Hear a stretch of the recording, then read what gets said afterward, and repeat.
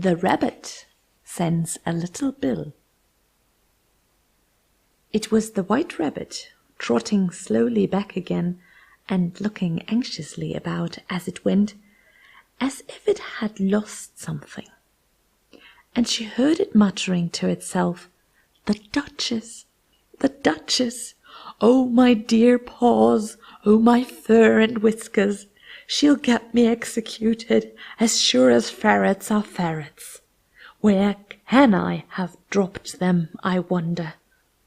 Alice guessed in a moment that it was looking for the fan and the pair of white kid gloves, and she very good-naturedly began hunting about for them, but they were nowhere to be seen.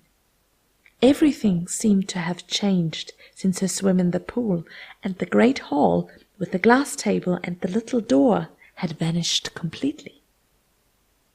Very soon the rabbit noticed Alice as she went hunting about, and called out to her in an angry tone, "Why, Marianne, what are you doing out there?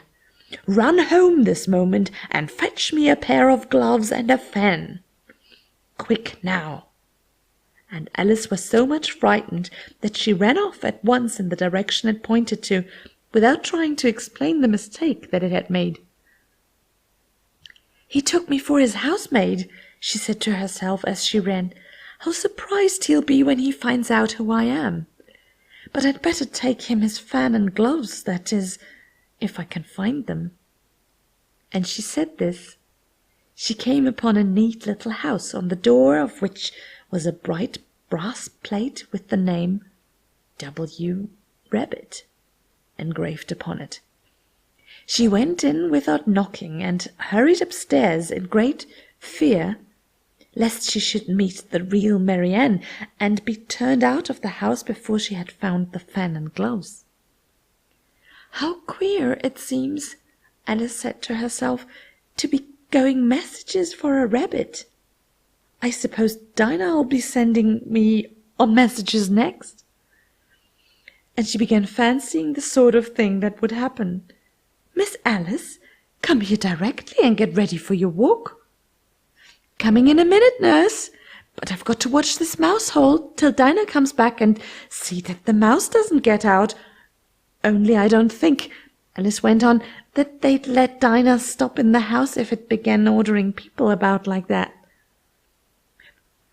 By this time she had found her way into a tidy little room with a table in the window, and on it, as she had hoped, a fan and 2 or 3 pairs of tiny white kid gloves.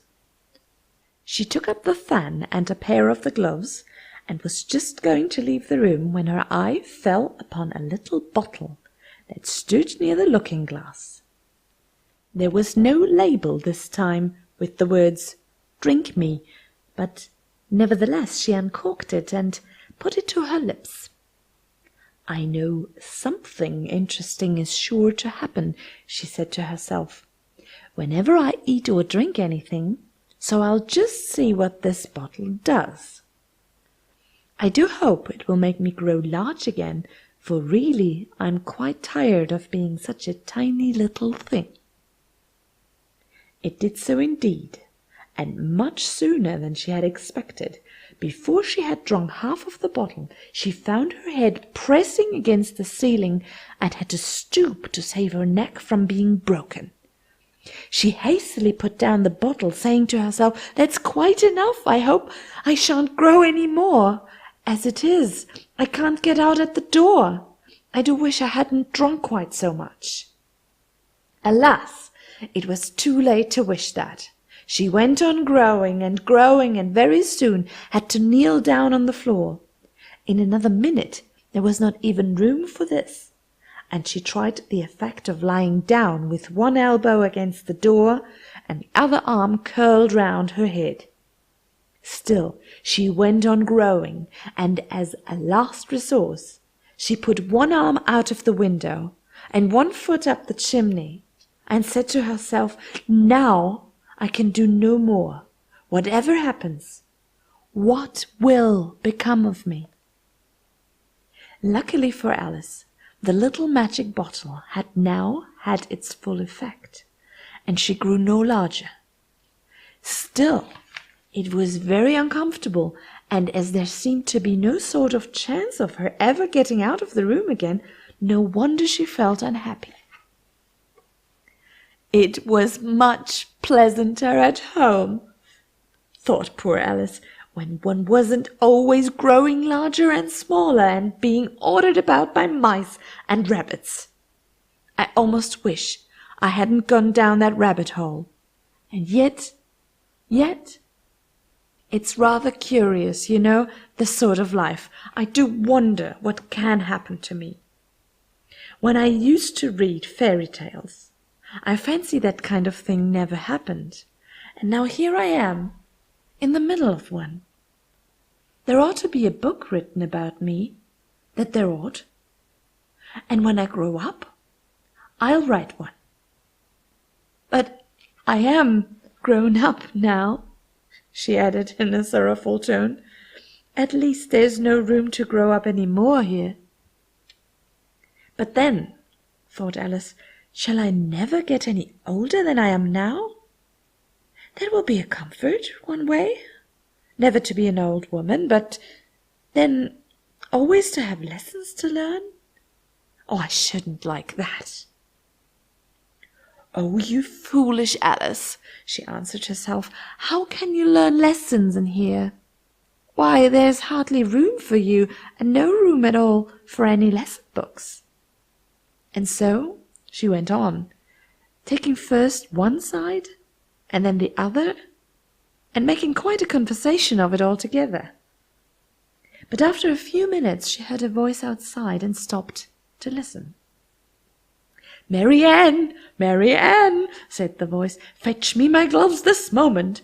And came a little pattering of feet on the stairs. Alice knew it was the rabbit coming to look for her, and she trembled till she shook the house, quite forgetting that she was now about 1,000 times as large as the rabbit, and had no reason to be afraid of it.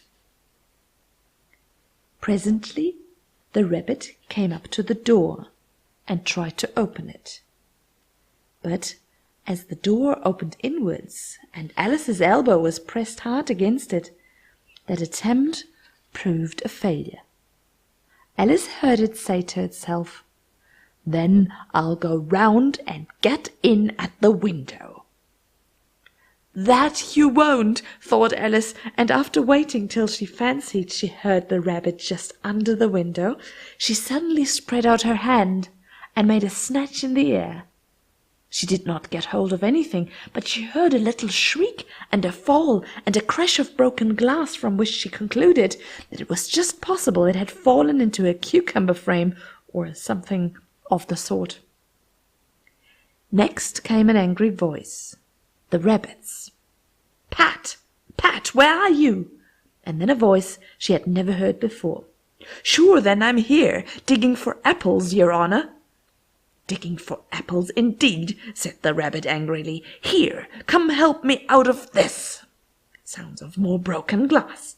"Now tell me, Pat, what's that in the window?" "Sure, it's an arm, your honour." He pronounced it "An arm, you goose!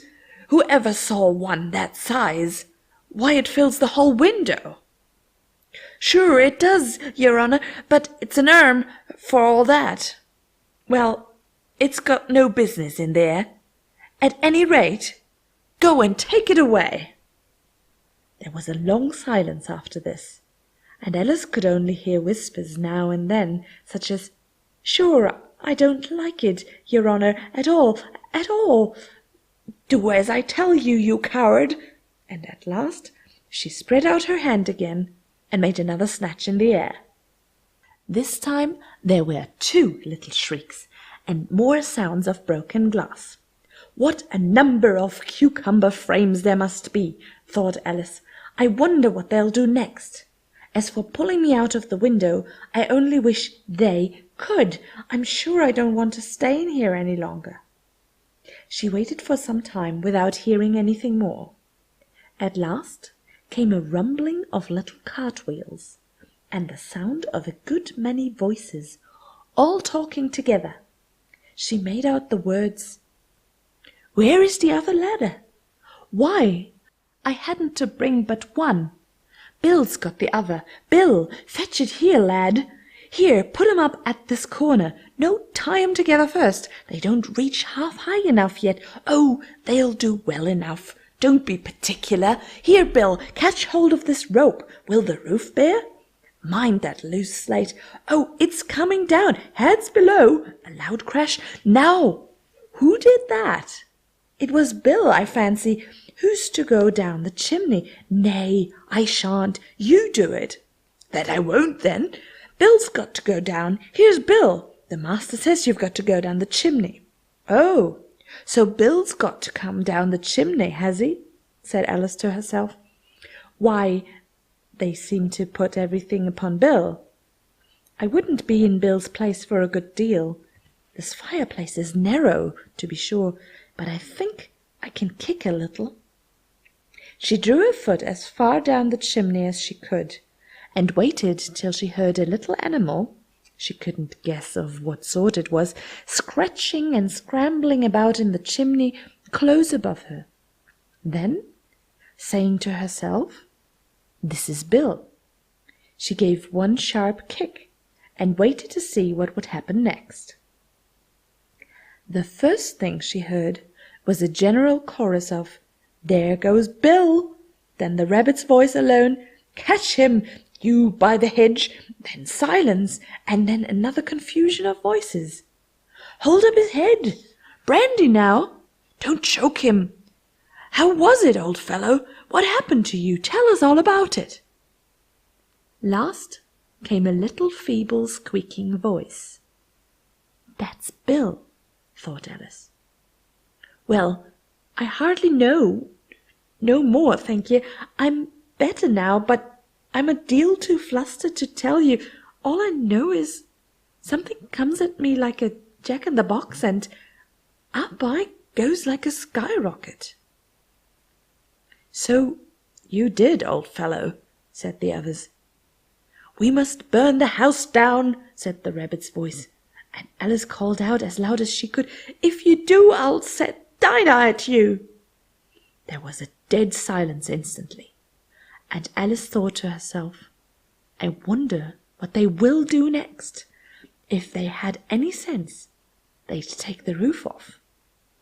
After a minute or two, they began moving about again, and Alice heard the rabbit say, "A barrowful will do to begin with." A barrowful of what? thought Alice, but she had not long to doubt, for the next moment a shower of little pebbles came rattling in at the window, and some of them hit her in the face. "I'll put a stop to this," she said to herself, and shouted out, "You'd better not do that again," which produced another dead silence. Alice noticed, with some surprise, that the pebbles were all turning into little cakes as they lay on the floor, and a bright idea came into her head. "If I eat one of these cakes," she thought, "it's sure to make some change in my size, and as it can't possibly make me larger, it must make me smaller, I suppose." So she swallowed one of the cakes, and was delighted to find that she began shrinking directly. As soon as she was small enough to get through the door, she ran out of the house and found quite a crowd of little animals and birds waiting outside. The poor little lizard, Bill, was in the middle, being held up by 2 guinea pigs, who were giving it something out of a bottle. They all made a rush at Alice the moment she appeared, but she ran off as hard as she could, and soon found herself safe in a thick wood. "The first thing I've got to do," said Alice to herself, as she wandered about in the wood, "is to grow to my right size. And the second thing is to find my way into that lovely garden. I think that will be the best plan." It sounded an excellent plan, no doubt, and very neatly and simply arranged. The only difficulty was that she had not the smallest idea how to set about it.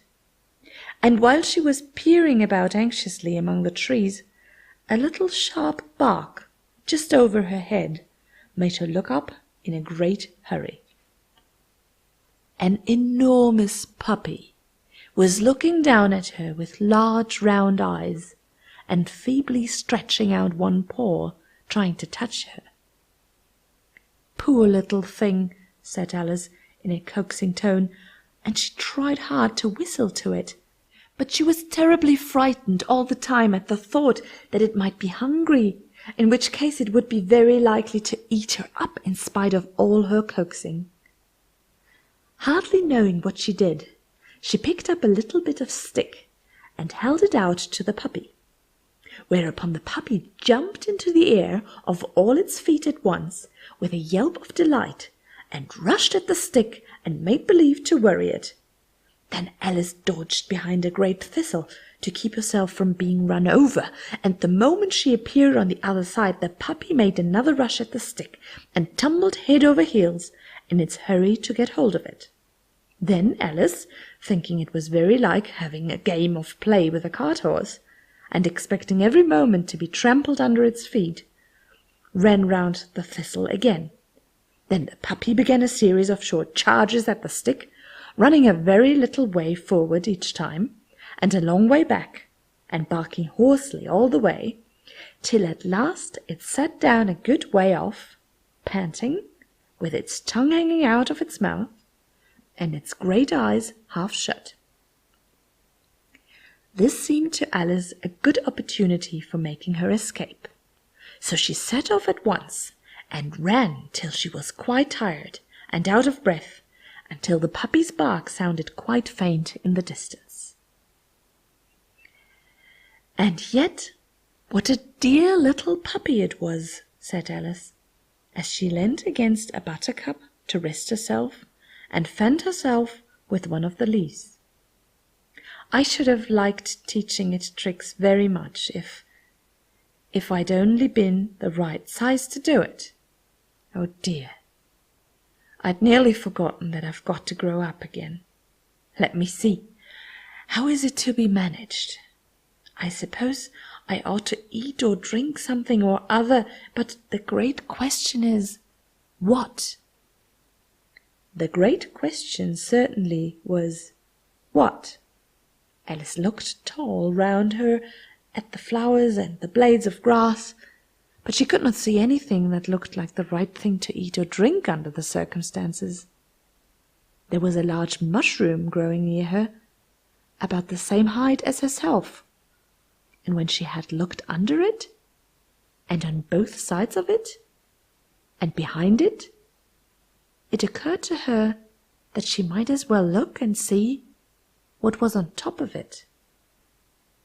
She stretched herself up on tiptoe and peeped over the edge of the mushroom, and her eyes immediately met those of a large blue caterpillar that was sitting on the top, with its arms folded, quietly smoking a long hookah, and taking not the smallest notice of her or anything else.